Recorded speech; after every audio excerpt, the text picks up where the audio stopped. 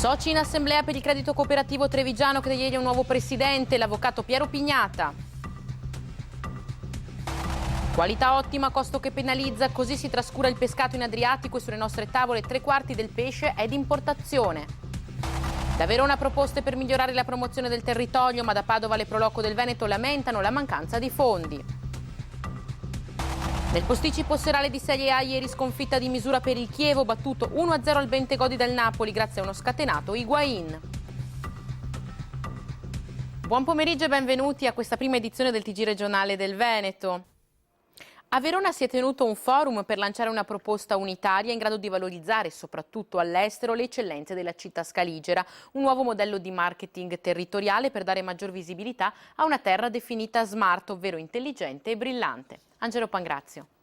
Ormai l'anfiteatro areniano non basta più e nemmeno il celeberrimo balcone di Giulietta, oppure i suggestivi panorami del lago di Garda.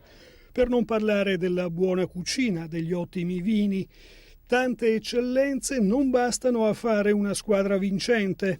Per mettere in rete e valorizzare il territorio scaligero ora bisogna promuovere l'innovazione, soprattutto per avere carte vincenti da giocare sul mercato estero. Un progetto di marketing internazionale è stato presentato nel forum To Be Verona, essere Verona.